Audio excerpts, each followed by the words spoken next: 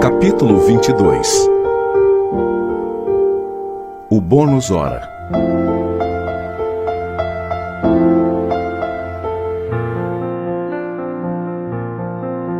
Notando que a senhora Laura entristecera subitamente ao recordar o marido, modifiquei o rumo da palestra interrogando. Que me diz do bônus hora? Trata-se de algum metal amoedado? Minha interlocutora perdeu o aspecto cismativo a que se recolhera e replicou atenciosa. Não é propriamente moeda, mas ficha de serviço individual, funcionando como valor aquisitivo. Aquisitivo? Perguntei abruptamente. Explico-me, respondeu a bondosa senhora. Em nosso lar, a produção de vestuário e alimentação elementares pertence a todos em comum. Há serviços centrais de distribuição na governadoria e departamentos do mesmo trabalho nos ministérios. O celeiro fundamental é propriedade coletiva. Ante meu gesto silencioso de espanto, acentuou. Todos cooperam no engrandecimento do patrimônio comum e dele vivem. Os que trabalham, porém, adquirem direitos justos. Cada habitante de nosso lar recebe provisões de pão e roupa no que se refere ao estritamente necessário. Mas os que se esforçam na obtenção do bônus hora conseguem certas prerrogativas na comunidade social. O espírito que ainda não trabalha poderá ser abrigado aqui. No entanto, os que cooperam podem ter casa própria. O ocioso vestirá sem dúvida. Mas o operário dedicado vestirá o que melhor lhe pareça, compreendeu?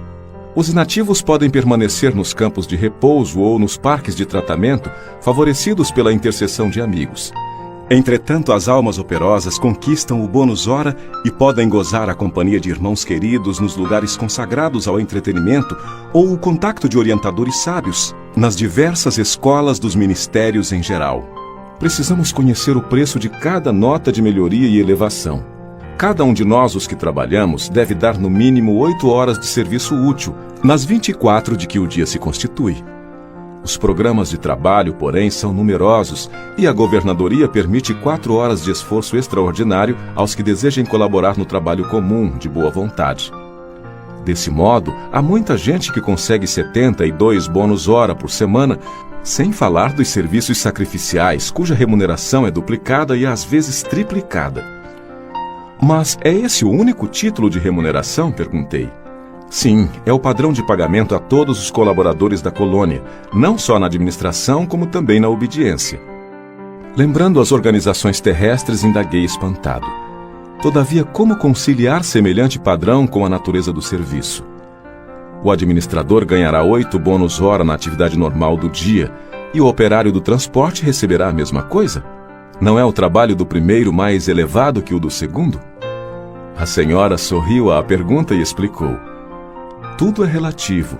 Se na orientação ou na subalternidade o trabalho é de sacrifício pessoal, a expressão remunerativa é justamente multiplicada.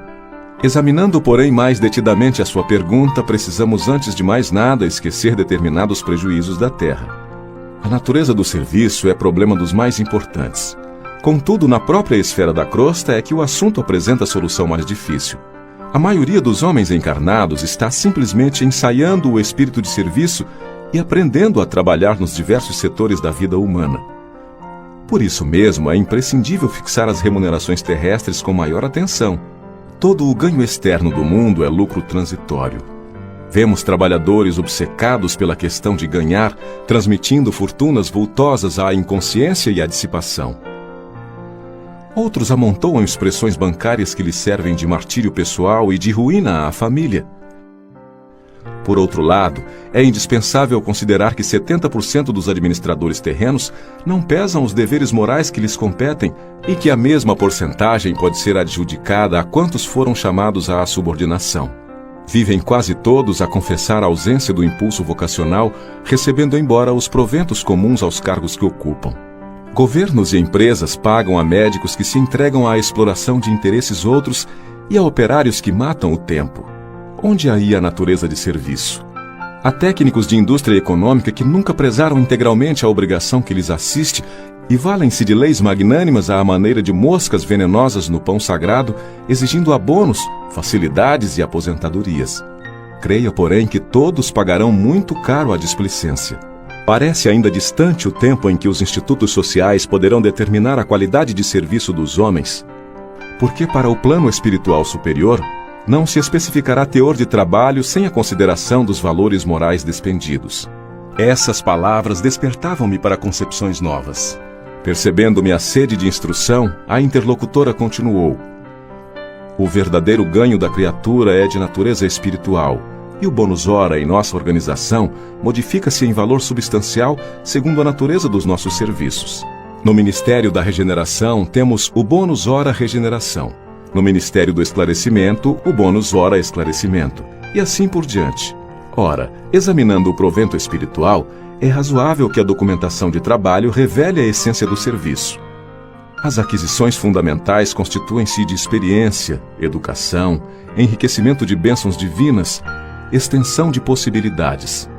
Nesse prisma, os fatores assiduidade e dedicação representam aqui quase tudo.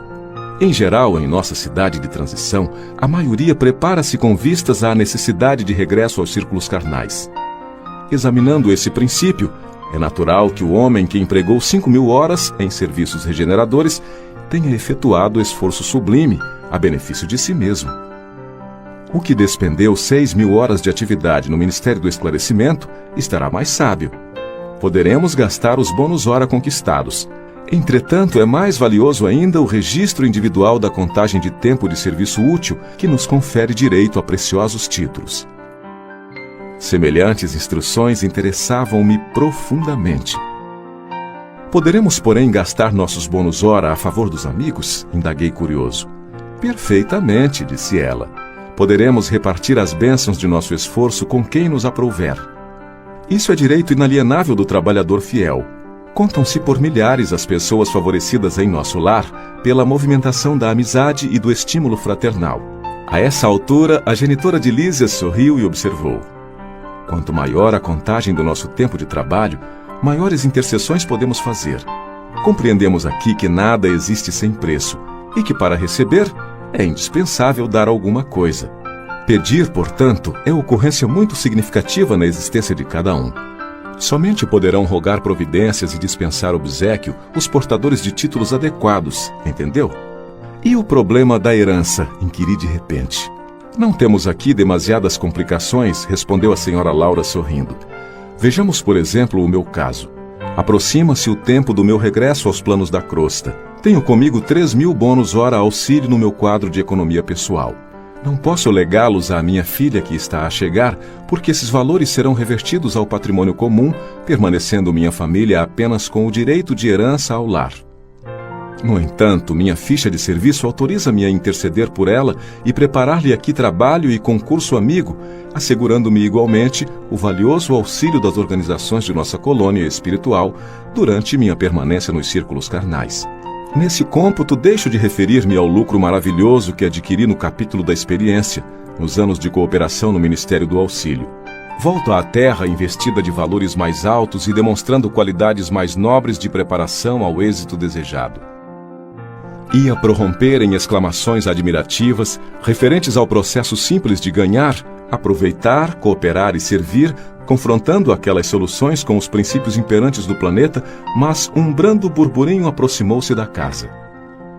Antes que pudesse emitir qualquer observação, a senhora Laura murmurou satisfeita: nossos queridos estão de volta, e levantou-se para atender.